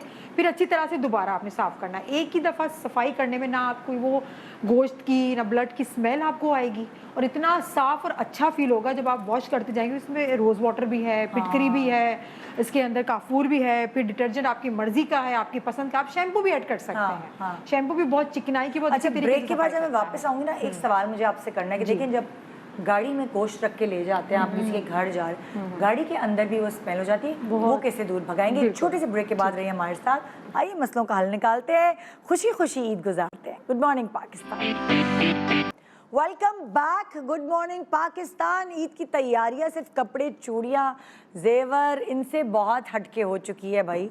वो एक उम्र होती थी, लाओबाली उम्र, जब कोई टेंशन ही नहीं होती थी, जब टीनेज थी, सारी चीज़ें अम्मी ने संभाली होती थी, बड़ी बहन ने संभाली होती थी, या फिर सास ने संभाली होती थी, और जब सर पे पड़ती है ना तो ये सब चीज़ें करनी पड़ती हैं जो हम आज आपको बता रहे हैं। खैर, हम पहले से तैयारी पकड़ के बैठ जाएं, अगर तैयारी आपने की हुई हो तो इतनी मुश्किल नहीं लगती हैं छोटी छोटी बातें। सो इस वक्त किसका नंबर है, किसके पास जाए? आपका नंबर है। चले भाई, आइए कुछ सलीके की बात गोश्त सीखें। खाना शुरू कर दिया, हाँ। प्रिजर्व भी हो गया, खा रहे हैं। अब खा रहे हैं तो एक्नी भी निकलेगी, वेट भी बढ़ेगा, मेरी तो बड़ी निकलती हार्मोनल थी। इम्बैलेंस भी होगा। बीफ खाओ और मैं तो ऐसे ऐसे दाने निकलते Yes. थे। तो ये उसको क्या आप है? कंट्रोल कैसे करें हाँ। कि खाना तो ज़रूरी है, आज भी दावत, कल भी दावत, परसों भी दावत, जाना भी है, तो आप खाइए, लेकिन सुबह ये खैवा बना के पी लीजिए। कुछ भी नहीं होगा, सारे हार्मोन्स बैलेंस रहेंगे। अच्छा। और अगर आपको हार्मोन्स बहुत का मसला होता है क्या? हार्मोन्स का मसला होता है, आप डेली बेसिस पे जब खाते हैं तो वो प्रोलैक्टिन लेवल बढ़ना शुरू हो जाता है, इंसुलिन लेवल बढ़ना शुरू हो जाता है। उसको अगर आप ये निहार मुँह पी लेंगे नहीं होगा। और अगर फिर भी आपको लगता है कि हैवीनेस फील होनी शुरू हो गई है, छोटे छोटे दाने निकलने, तो 2 टाइम पी लीजिए, एक मगरिब से पहले और एक सुबह निहार मुँह। अच्छा, इसमें हम शामिल करेंगे पुदीने के पत्ते, 8 से 10। गर्म पानी मैंने 1 कप लिया है, 1 कप को हम इतना बॉयल करेंगे कि वो 1/4 कप रह जाए। उसके बाद मैं ये छोटा टुकड़ा शामिल कर रही हूँ अदरक का, थोड़ी सी हम लेंगे बिल्कुल 1/2 स्पून सौंफ, बिल्कुल चुटकी भर अजवाइन, और लास्ट में जब ये बॉईल हो जाएगा और ठंडा होने के बाद बहुत अच्छा टेस्ट करता है। अच्छा, मुझे एक आइडिया है, देखिए जब आप मेहमान आपके घर आए, आप उनको Yes. चाय पिलाते हैं, यस, अगर आप हम ये चाय पिला में ये दीजिए। चीजें डाल दें Yes, सारी, इसकी बहुत अच्छी बनती है, बिल्कुल। मतलब एक आप ये सिंपल आपके पास एक आइडिया Exactly, होगा बिल्कुल। कि भाई आप आए हमारे घर और जरूर मैं- मेहमान खाने के बाद चाय पीते हैं। एग्जैक्टली लोग ये green सारी tea भी चीजें मांगते चाय मैं की सर्व पत्ती के करती साथ, हूँ। yes, यस, मैं सर्व करती हूँ। तो अच्छा आइडिया हो और कुछ जाएगा। लोग as a green green tea tea, मांगते हैं। हाँ, Green एज ए tea में भी ग्रीन इस टी तरह के से आप तौर दे पर, सकते हैं। बिल्कुल हाँ, बिल्कुल। बिल्कुल। लेकिन देखें, इसको खाने के बाद नहीं पीना। अच्छा, खाने के बाद आपने इसे निहारमू पीना है या मगरिब से पहले पीना है, क्योंकि हम हार्मोन बैलेंस करने के लिए कर रहे हैं। अगर आप ऐसे निज़ाम हाजमा पीना चाह रहे हैं, पीने नुकसान कुछ नहीं होगा, ठीक है। लेकिन बैलेंसिंग ऑफ हार्मोन के लिए टाइमिंग बहुत इंपॉर्टेंट होती है। अच्छा, ठीक है, तो आपने निहारमू पीना, आपने अब ये बॉयल पुदीने हो के गया। पत्ते डाले, फिर और आपने इसके उसमें अंदर मैंने अजवाइन डाली, अजवाइन बिल्कुल चुटकी चुटकी और थोड़ी सी। आधा चम्मच सौंफ सौंफ। और पानी लिया आधा कप और छोटा सा टुकड़ा अदरक का, बहुत छोटा सा। मतलब ये सारी चीजें मसाला जो है टी ना हो वो गई। एक आपकी एसिडिटी को खत्म करने के करेगी। लिए है, अब लास्ट neutralize में हमने इसको बिल्कुल जो है वो ग्लास में निकाल लेना है। अच्छा, ग्लास इस वक्त है नहीं, मैं इसमें निकाल रही हूँ। निकालने के बाद हमने थोड़ा सा जब ठंडा हो जाए इसे नीम गर्म पीना है और चुस्कियाँ ले लेकर पीजिए आप लास्ट और में। बहुत बुरा टेस्ट नहीं होगा क्योंकि नहीं, बहुत मजे का सौंफ होता है। और हाँ हाँ पुदीना हाँ, है। इतना मजे का होता है कि बच्चे भी पी जाते हैं, हाँ। यकीन करें। अब ये आपने लास्ट में बिल्कुल ऐसे यूं चुटकी क्या है? भर सोडा। अच्छा, तो वो जो हम अपना मैदा खराब कर लेते हैं कि गोश्त खाया और फिर आपने इसे दाने नहीं होंगे। फ्रीजी ड्रिंक्स पी ली, ओहो। वो आपके पीएच लेवल को पूरा स्टमक को डिस्टर्ब कर देती है। यस, वो इसको बैलेंस तंदूर की करेगा। रोटी भी तो खाते हैं। Yes, घर yes. में कौन इतनी मेहमानों के लिए इतनी तो रोटियां जब आप डाले? ये पियेंगे अंदर से आपके हार्मोन्स बैलेंस होंगे, एंजाइम्स, डाइजेस्टिव एंजाइम सही हाँ। होंगे, तो आपको खुद ब खुद एक्नी नहीं निकलेगी, व्हाइट हेड, ब्लैक हेड्स कुछ भी नहीं होगा। हाँ ना, बकरीद पे यही तो होता है भाई, तंदूर की रोटियां, कोल्ड हाँ, ड्रिंक्स, cold drinks। ये मसालों वाले बिल्कुल, मसाले वाले खाने, खाने। तो ये सोने पे सुहागा, फिर वो 3 Yes. दिन बाद जो होता है ना पेट पकड़ के ही बैठे होते हैं। Seriously loose Exactly, motion, yes. फलाना हाँ, ढमाका। एग्जैक्टली, बिल्कुल यही होता है। तो ये सही तो है। आगे पीछे आप थोड़ी से अपने मॉड्यूल इसको चेंज कर लें। और कब कहीं आपका नंबर है तीसरे दिन दावत का और आप Yes, पेट पकड़ के आप बैठ हाँ, गई बैठे भैंस पानी में। बिल्कुल सही है, सही है जी, आप बताइए। जी गोश्त जो हम बना रहे होते हैं कि उसमें कच्चा पपीता लगाते हैं गलाने के लिए। हाँ। लेकिन जरा से कढ़ाई बना रहे हैं या पुलाव बना या कोई और चीज़ बना रहे हैं उस तो पे उसके कच्चा different। पपीता नहीं लेकिन लगा। गोश्त गलाने से पहले कुछ छोटी छोटी चीज़ें, इससे कि गोश्त समेट लिया तो सबको सिमट जाएगा, फिर तो वो चीज़ें आपको अगले साल ही मिलेंगी। हाँ। जैसे जब हम कुर्बानी करते हैं तो उसका जब कुर्बानी का जो ताज़ा ताज़ा खून निकलता है उसमें सिर्फ अगर आपने अपनी एड़ियाँ डिप कर ली, ठीक है, पैरों की एड़ियाँ, हील्स को, हाँ, और जब वो ड्राई हो जाए तो उसको वॉश कर लीजिए। क्यों? पूरे साल आपकी एड़ियाँ नहीं फटेंगी। मेरी तो प्रॉब्लम है, एड़ियाँ फट जाती है, गर्मी हो, सर्दी हो, बाहर हो, खिजा हो, इतने ड्राई पैर है कि मतलब ये हर आजमूदा हफ्ते है। पेडिक्योर कराने वाला पैर है मतलब मेरा। आपकी दफा आप कर लीजिएगा, आप सिर्फ आपने डिप कर लिया अपने पैरों को अच्छी तरह से, बकरा हो या गाय हो, कोई सा भी हो, बकरा हो, गाय हो, खून कोई में? हाँ खून में डिप कर खेल लेने से बच्चे जैसे अब एरिया रगड़ते हैं ना, बस इस तरह से करके थोड़ी देर में ड्राई हो जाएगा। जो ड्राई हो जाएगा उसको वॉश करके अपना जो भी क्रीम लोशन लगाते हैं लगा लीजिए। अच्छा, दूसरी चीज़ जो ये तो आपकी एरियाओं के लिए हो गया, लेकिन ये बड़ा आजमूदा है। मतलब ये मेरे पास एग्जाम्पल्स मौजूद हैं, मेरे साथ जो काम कर रहे स्टाफ, और उनके मैं पैर कहती हूँ, औरतों के भी इतने खूबसूरत पैर नहीं, एड़ियाँ जितने मर्दों के। जी, उनकी एड़ियाँ इतनी हेल्दी, इतनी मतलब मैं सोचू कसाईयों के पैर बड़े प्यारे होते हैं। क्यों, तो उनका तो पैर जाती है, पैर रगड़ के अच्छी तरह से, ताकि वो जो नोट करूंगी मैं, इस दफा कसाई आएगा फिर नोट हाँ करूंगी कि वो कट्स के अंदर अच्छी तरह से ब्लड आ जाएगा, जब वो ड्राई हो जाएगा देन आपने वॉश करना है। इस तरह से ऊँट की जो हड्डी होती है वो साबुत हड्डी अगर घर में रख ली जाए तो दीमक नहीं लगती, जादू नहीं होता। ऊंट की हड्डी अगर साबुत घर में रख ली जाए या घर के कहीं दबा दी जाए, दबा दी जाए तो दीमक नहीं लगती, दीमक घर में नहीं होती, इसका छिपकली नहीं आती है और जादू भी नहीं होता। छुपकली भी नहीं आती और जादू भी नहीं आता, ये भी बहुत अच्छी बात है। ऐसे तो खैर जादू के लिए तो आप ऊंट की हड्डी मिले ना मिले, लेकिन आप सूरह बकरा अगर आप बहुत जबरदस्त। सुबह उठकर सबसे पहले सूरह बकरा घर में लगा दें, बीमार नहीं होते लोग, नजर नहीं लगती, जादू का हकीकत है। असर नहीं होता। सो ये तो वो सबके कानों तक पहुंच ये रही है तो घर में, ये बिल्कुल। बहुत सूरह बकरा हम तो अपने ऑफिस पे भी लगाते हैं, अपने घर में भी लगाते हैं, बहुत अच्छी बात है। और अगर हर महीने के शुरू के 3 दिन, अगर 7 दिन ज़्यादा है तो अगर सिर्फ 3 दिन सूर्य बकरा कोई पढ़ लेते तो वो पूरा महीना अल्लाह ताला की पनाह में रहता, मतलब वैसे भी रहते हैं लेकिन वो इन तमाम चीज़ों से महफूज हो जाता है। बिल्कुल बिल्कुल बिल्कुल। अच्छा जी, अब गोश्त कट गया, सब खून हड्डियाँ सब खत्म हो गई हैं, तो अब जो है हमने गोश्त को गलाना है। अच्छा, गोश्त गलाने के लिए कबाब के लिए तो हमने कच्चा पपीता लगा दिया, लेकिन अगर आप गोश्त पका रहे हैं, आपको पता है कि बहुत देर होती है, छालियाँ जो होती है साबुत छालिया जो गोल होती है वो एक टुकड़ा डाल दिया आप उसके अंदर, मोटी सी जो होती है। मोटी सी जो पूरा आधा उसको सरौते से नहीं, नहीं पूरा काटे? साबुत गोल छालिया डाल देनी है आपने, वो बहुत तेजी के साथ को गोश्त को जो है वो गला देगी, बाद में आप भले छालिया निकाल दीजिए। अच्छा। दूसरा उसमें अगर आप कोई स्टेक बना रहे हैं या कोई पूरा जो है ना पीस है आपका, तो उसमें पपीता लगाना नहीं चाह रहे मैरिनेट करते वक्त, उसमें सिर्फ पाइनएप्पल जो है मैश मतलब ब्लेंड करके वो लगा लीजिए, कीवी या पाइनएप्पल, बहुत ज़बरदस्त टेस्ट भी आएगा और जो है ना वो गोश्त आपका बिल्कुल नरम होकर बहुत ज़बरदस्त गल जाएगा। अच्छा। लहसुन हम इस्तेमाल करते हैं, लेकिन लहसुन के जो बीच की जो डंडी होती है ऊपर के उसके तरह जैसे बना हुआ होता है, लहसुन हटा दिया, पूरे जो उसके पॉट्स होते हैं ये हटा दी, और वो साबुत जो बीच की डंडी है वो गोश्त में डाल दी पकते वक्त, और जब गोश्त तैयार हो जाएगा तो वो डंडी निकाल के आप फेंक दीजिए, वो गोश्त फ़ौरन गला देती है। अच्छा, ये बड़ी अच्छी टिप है भाई। लहसुन ये तो पड़ा होता है हमारे बिल्कुल पास घर में, आपने लहसुन तो छील लिया है, हाँ। और जो बीच की डंडी ऐसा लगे मैंने गूगल खोल लिया, एक के बाद एक, एक के बाद एक के बाद, वाह भाई। इसलिए कि फिर पान से भी हो जाता है, अगर आप पान रख दें साइड में तो गोश्त गल जाता है। साइड में रख दें, आप डेगची में डाल दें? देगची में डाल दें, मतलब साइड में रखना मतलब देगची में डाल दें तो वो तेजी से गोश्त गला पत्ते देता है। चूने के साथ ना डाल दीजिएगा भाई। पान का पत्ते की बात हो रही है। पान का पत्ते। पता इसलिए चले छालिया- कत्था, चूना, वो जो भी होता है, छालिया भी हो गई है। सौंफ, तो खुशबू, बेसिकली ये वो। पान, छालिया, ये जितनी चीजें इन सब में सैलिसिलिक एसिड है, इसलिए वो गला रहा है इतनी जल्दी। अच्छा, ये 10 भाई मिनट में गोश्त ये गल बड़े जाता है। मसाइल हैं। सो इसलिए बहुत सारी आपको बहुत सारी टिप्स गोश्त करने के लिए मिल गई हैं। अब आप कुछ नहीं कह सकते कि गोश्त ही नहीं गला, हाँ, कैसे खाना बहाना नहीं बनाओ? कर सकते। क्योंकि हमारे घर में दावत जब होती है तो खाना कोई जाके 4:30-5 बजे तैयार होता है, सुबह कुर्बानी, सही बात है। फर्स्ट डे, तो वो बड़ी शर्मिंदगी हो रही होती है, क्या करें? सो वो वाली चीज़ गोश्त है। जल्दी गल जाएगा। गोश्त जल्दी गल जाएगी। जी डॉक्टर बिल्किस। गोश्त खा भी लिया, गला भी लिया, उसके बाद ब्लड प्रेशर हाई हो गया। इतना खा लिया कि ब्लड प्रेशर हाई हो गया, आप टैबलेट्स पे हैं, आप तारीफ टैबलेट मिलने के बजाय सास कहेगी तेरी वजह से मेरा ब्लड प्रेशर हाई हो गया, और बना खाने बहू को तारीफ मिलने के बजाय देखो ना, खिला दिया ना, मुझे ब्लड प्रेशर हाई करा दिया। हाई हो गया, और एक बचा ही नहीं तब भी ब्लड प्रेशर हाई हो गया। ये मैंने कहा था। तो माय गॉड। अगर आप अपनी अद्वियात तो आप लेते रहे, 3-4 टिप्स से उस पर अमल कीजिए, उससे फ़र्क पड़ेगा। एक तो इस्पागोल की भूसी को फ़ौरन पानी में डालकर आप दे दीजिए, 1 गिलास पानी पीने के बाद, उससे बहुत फ़र्क पड़ता है। तुख्मे बालंगा घर में मौजूद होता है, ये या चिया सीड हो तो वो, ये आप पानी में डाल के दे दीजिए, क्योंकि गैस्ट्रिक इश्यूज़ भी बहुत बन रहे होते और बुज़ुर्ग जो है वो तकलीफ़ में आ जाते हैं। गोश्त तो वो खा लेते, बाद में तकलीफ़ में आ जाते हैं।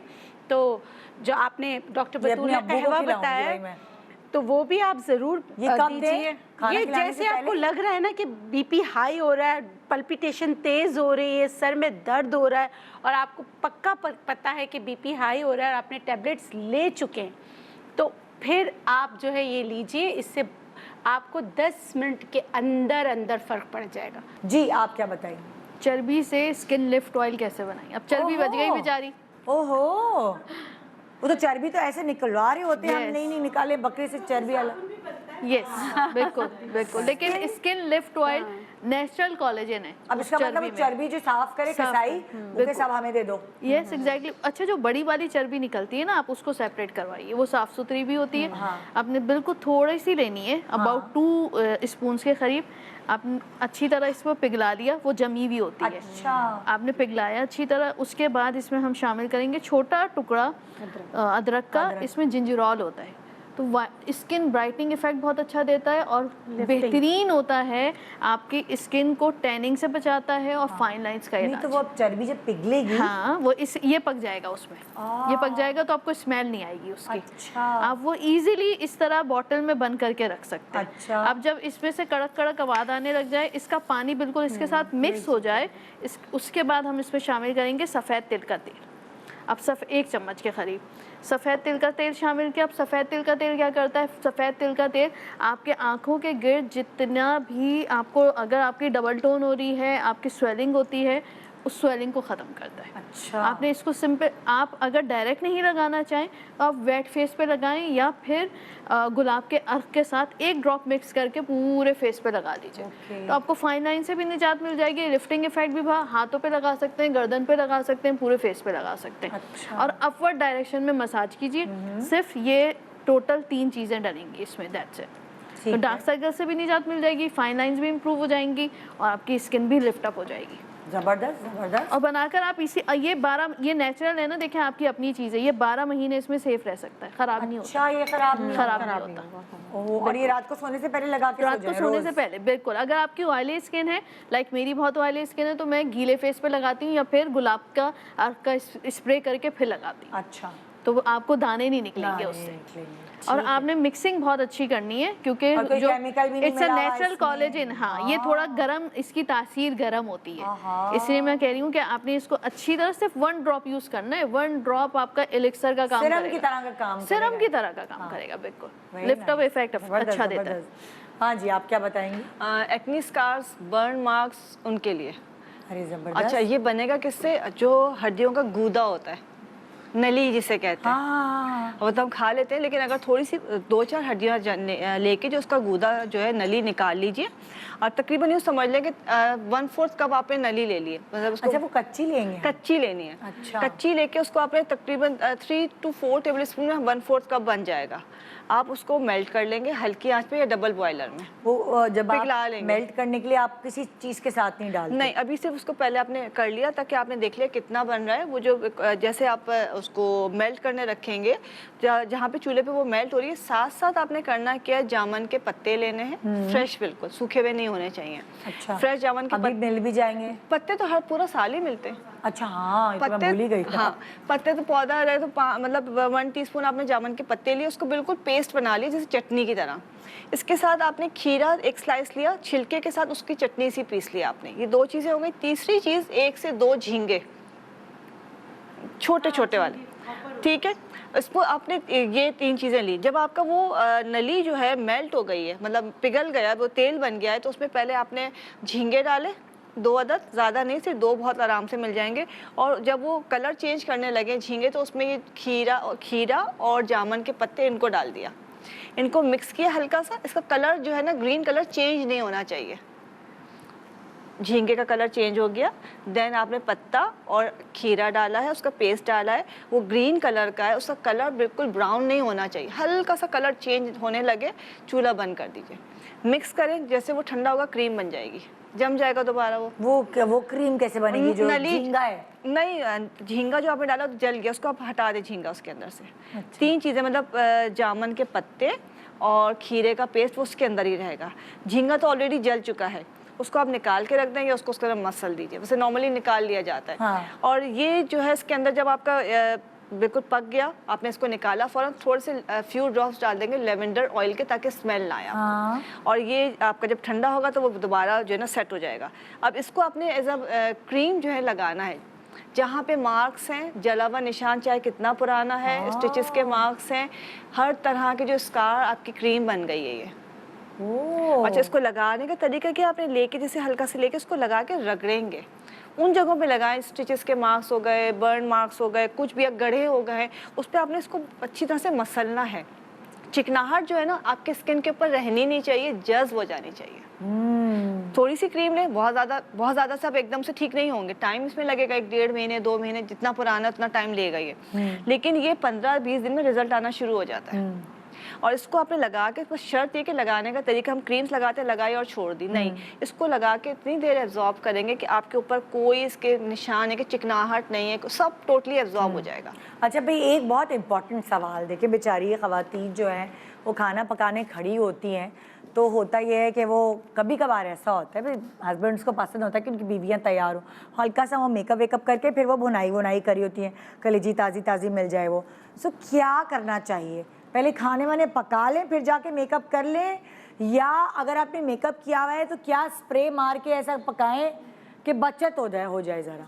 स्प्रे किस चीज़ का? स्प्रे देखिए, मेकअप सेटिंग स्प्रे तो आते हैं, लेकिन सबसे आसान है कि अगर आपको घर में बनाना है, गेंदे के फूल मौजूद हैं। हाँ। गेंदे के फूल लीजिए, थोड़ी सी आपने सौंफ लेनी है, और आपने जो है रोजमेरी ऑयल लेना है, ठीक है। ऐसे आपने रोज़ वाटर ले लें, रोज़ वाटर के अंदर जो है आपने 2 से 3 फूल जो है गेंदे के डाले हैं। हाँ। चुटकी भर सौंफ डाली है, रोजमेरी ऑयल, जब वो पक जाएगा तो रोजमेरी ऑयल डालें। या आप रात को पका के रख लेना, बस सुबह थोड़ी इसकी बॉटल आप बना के वैसे ही फ्रिज में रख दें आप, ये आपका हमेशा के लिए मेकअप हमेशा के लिए बन जाएगा।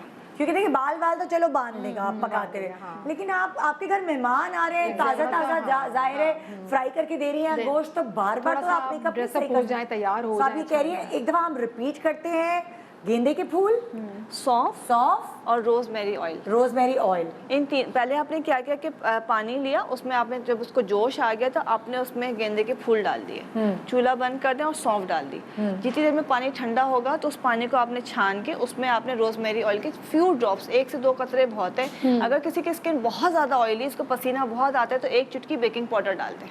अच्छा, ये आपका तैयार हो गया स्प्रे। इसको आपने बना के वैसे ही फ्रिज में रख दिया। अच्छा, इसके साथ ये बताऊँ, ये तो हर कोई इस्तेमाल कर सकता है। आपने मेकअप किया, पहले भी लगा सकते हैं, बाद में भी, लेकिन जिनको बहुत पसीना आता है, ऐसे कुछ लोग हैं हर वक्त पसीना बहता है चेहरे से और किचन में बहुत आता है, तो मेकअप करने से पहले इसको ही जो है आइस क्यूब बना लीजिए।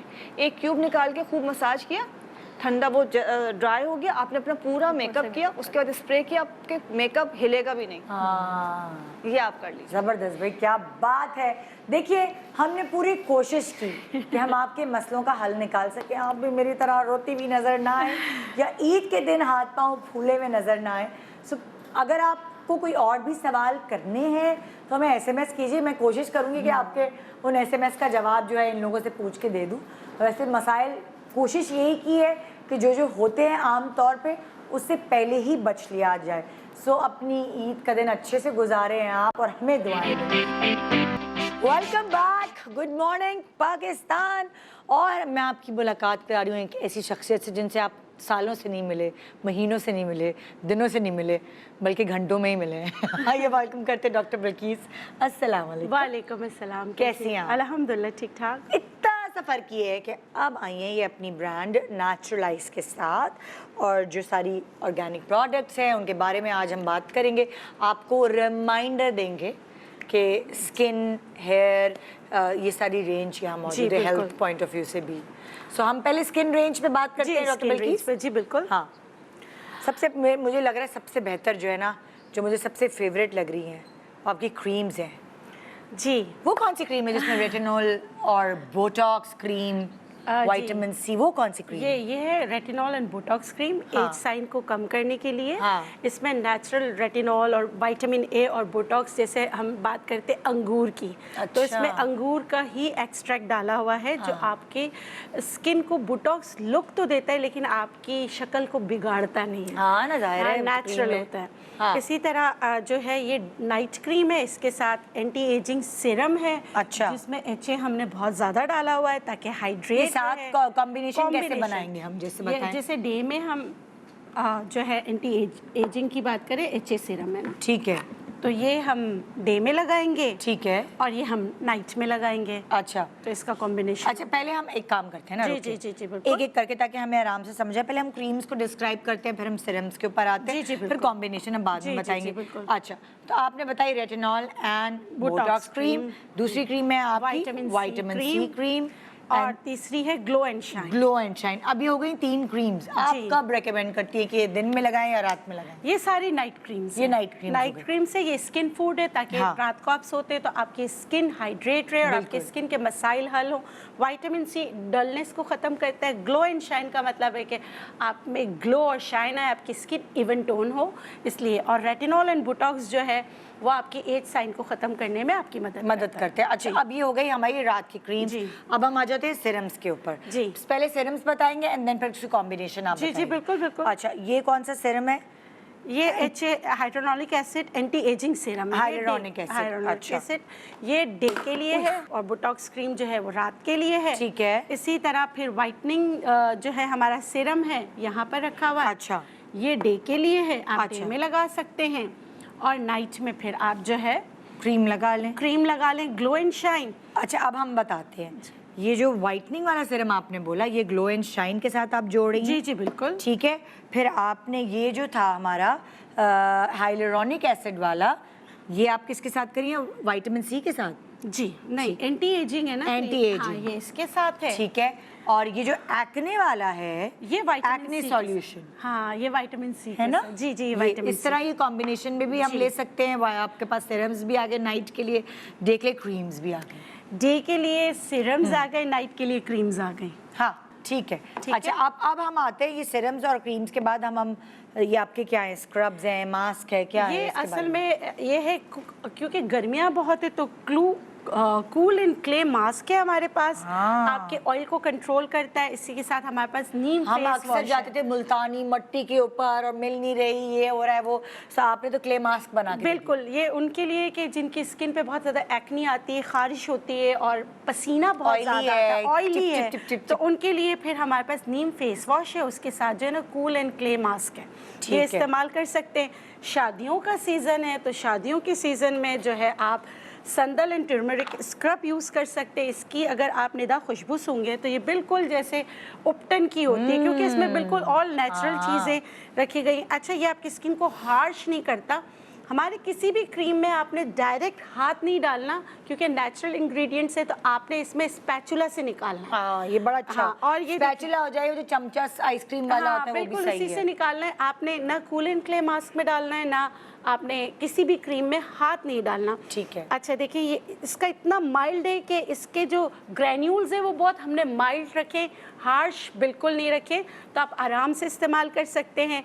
और हमारा सन ब्लॉक जो है वो आप बच्चों को भी लगा सकते हैं, बड़े भी लगा सकते हैं और मल्टीपल टाइम भी लगा सकते हैं। कितने SPF है ये? SPF 30 है। अच्छा, आपने दो और फेस वॉशेस जो आपके पास है उनके बारे में तो आपने बताया नहीं। जी। फेयरनेस फेस वॉश है। जी बिल्कुल, ये आप जो है ग्लो एंड शाइन स्किन के साथ इस्तेमाल कर सकते हैं। हाँ। और ये जो है vitamin C face wash vitamin भी है। सी जो है वो आप अगर मतलब कि डलनेस के लिए या आपको एक्नी है, मलाजमा है, पिगमेंटेशन है, तो आप विटामिन सी इस्तेमाल कर सकते हैं उनके सही। साथ। ये हमारी स्किन रेंज की अभी रेंज मुझे हो ये गई। समझ जी, आई। जी। अब आगे आप बताएं बालों के लिए। जी, बालों के लिए जो है अगर आपके बाल बेतहाशा गिर रहे हैं, गुच्छों में गिर रहे हैं, ऐसे गिर रहे हैं कि काबू नहीं आ रहे, तो हमारे पास आपके लिए है बायोटिन स्प्रे। इसमें बायोटिन, केराटिन एंड प्रोटीन है। और कुछ भी कैसे नहीं। स्प्रे करें, कब करें? सर की जड़ों में नहाने के फौरन बाद आपने स्प्रे करना है और आपने नहाना है बायोटिन शैम्पू से। वैसे मैं हमेशा कहती हूँ नेचुरल चीज़ों में थोड़ा सा डिले आता है, आपको जल्दी फ़र्क नहीं पड़ता, लेकिन अल्हम्दुलिल्लाह हमें जो हमारे कस्टमर्स से जो इसके रिज़ल्ट मिले हैं वो एक हफ्ते के अंदर 7 दिन में उनके बाल गिरना रुक जाते हैं, क्योंकि वो ये 2 चीज़ें इस्तेमाल करते हैं। उसके साथ हमने यहाँ पर जो हेयर फिट जो मल्टीविटामिन है, अच्छा, ये भी हमने टैबलेट है। ये हमने एशियन और अपनों पे पाकिस्तानियों पे रिसर्च करके बनाई है कि उनमें कौन सी न्यूट्रिएंट की कमी होती है, क्या क्या चीज़ें ऐसी होती है जिसकी वजह से बाल गिर रहे हैं। तो ये वाला जो है ना, ये आप समझे कि ये एक पैक है। अगर इसका इस्तेमाल करते हैं आप मंगा के वेबसाइट से या मेरे नेचुरलाइज के वेबसाइट से या मेरे वेबसाइट से या मेरे फेसबुक से, तो आप ये पैक मंगा सकते हैं। उनके लिए एज की कोई कैद नहीं है कि अगर बच्चों के बाल गिर रहे हैं उनके लिए भी इतना ही अच्छा है, और अगर बड़ों के बाल गिर रहे हैं उनके लिए भी इतना अच्छा है, एक्सेप्ट कि बच्चों के लिए फिर ये है कि टैबलेट नहीं देते। ठीक है, ठीक है, ठीक है। इसी तरह अगर बच्चों के, छोटे बच्चों से हम शुरू करते हैं, अगर उनके बाल नहीं आए हैं, कुछ के ग्रोथ बिल्कुल नहीं है, तो मैंने अपनी बेटी के लिए बनाया था जिंजर ऑयल। ये जिंजर ऑयल का पुराना पैक है, और अब जो जिंजर ऑयल को थोड़ा सा हम लोगों ने चेंज करिए। पहले change ग्लास कर- वाली बॉटल होती थी, मैं भी यूज करती हाँ, थी। हाँ। तो ये है। उसके बाद जो है ना जिंजर ऑयल इसमें आ गया है। अब मतलब कि इस पैकिंग के बाद आपको इसमें मिलेगा। ये न्यू इम्प्रूव्ड फार्मूला है आजकल के हिसाब से, इसमें हमने और भी चीज़ें जो है ऐड कर दी है। अब आते हैं मर्दों के बालों पे कि मर्दों के बाल बहुत गिरते हैं, ख़ासकर यहाँ से गंजपन होता है, यहाँ से बाल गिर रहे होते हैं, यहाँ से हल्के हो रहे होते हैं। अगर आपका बाल हल्का हो रहा है तो आप हमारा स्पेशल ऑयल जो है ना इस्तेमाल कीजिए। इसमें कलौंजी का तेल है, इसमें बहुत लीच का ऑयल है, इसमें एग ऑयल है, थोड़ी सी इसमें स्मेल है, लेकिन आपके बालों को रीग्रो करने में आपकी मदद करता है। दिनों में बालों को गिरने से रोकता है और महीनों में बाल ले आता है। जबरदस्त, और जबरदस्त। इसके साथ फिर आप जिंजर, फिर यहाँ पे हमारे पास शैम्पू की रेंज है। अगर आपके बालों में खुश्की है तो आप जिंजर शैम्पू इस्तेमाल करेंगे। बालों को लंबा घना सिया करना है तो आपने आंवला ऑयल इस्तेमाल करना है। अगर आप कलर लगाते हैं तो कलर को बरकरार रखने के लिए, क्योंकि बाज़ औक़ात ऐसा होता है एक ही वॉश से आपके बाल जो है कलर उस पर नज़र आने लगता है, आपके बाल ख़राब हो जाते हैं। तो इसके लिए कलर प्रोटेक्शन शैम्पू है हमारे पास। फिर एलोवेरा हमारे पास कंडीशनर है। अच्छा, नेचुरलाइज का कंडीशनर जो है वो पतला है। लोग मुझसे हमेशा कहते हैं कि निदा आपने इतना पतला क्यों बनाया, क्योंकि हमारे जहनों में है कि कंडीशनर ज़रा थिक होता है, मगर क्योंकि हमने इसको नेचुरल रखा है। अगर मैं आपको बताऊं, देखिए इसमें कोई कलर ऐड नहीं किया है, आपको एलोवेरा की ही फील आएगी, इसमें कोई कलर नहीं। आपने क्या करना है, नहाने के बाद अच्छी तरह बालों में लगाएं, 10 मिनट के लिए छोड़ दें, उसके बाद नहा लें, तो उससे आपके बाल मैनेजेबल होंगे और फ्रिज फ्री हो जाएंगे। ज़बरदस्त ज़बरदस्त। अच्छा भाई, ये तो बताएं कि कहाँ अवेलेबल है, डिलीवरी कैसे होगी, डिस्काउंट क्या होगा, ये सारी बातें एक साथ पूछ ली मैंने आपसे। जी, फेसबुक पे भी जो नंबर्स चल रहे हैं उस पे भी, मेरे इंस्टाग्राम पर भी आप ऑर्डर कर सकते हैं। मेरे तमाम क्लिनिक से, पिंडी, लाहौर और कराची की जो क्लिनिक्स हैं वहाँ से आपको अवेलेबल हैं। 15% ऑफ है 3 दिन के लिए, क्योंकि ईद आ रही है, तो ईद पे हमने 2 की जगह 3 दिन आपको ऑफ दिया। अगर आपकी कॉल आई हुई हो और हमसे अटेंड नहीं हुआ हो तो हम खुद कॉल करके आपको डिस्काउंट देंगे। ज़बरदस्त ज़बरदस्त। और डिस्काउंट देंगे? जी बिल्कुल देंगे, 15% ऑफ करेंगे। पक्की बात हो गई ये तो। बिल्कुल। Thank you so much doctor Bilkis. और नेचुरलाइज के साथ आपने मुश्किल और आसान कर दी कि यहाँ तो आप हमें टिप्स देती हैं, अब घर भी जाकर हम आपकी एक प्रोडक्ट ले जा सकते हैं जो हमें घर में हेल्प करें। मैं भी अपने घर जा रही हूँ, मेरे घर जाने का टाइम हो गया है। Thank you so much doctor Bilquis. अल्लाह हाफिज़। इंशाल्लाह आपसे मुलाकात होगी कल। दुआ में याद रखिएगा। Good morning.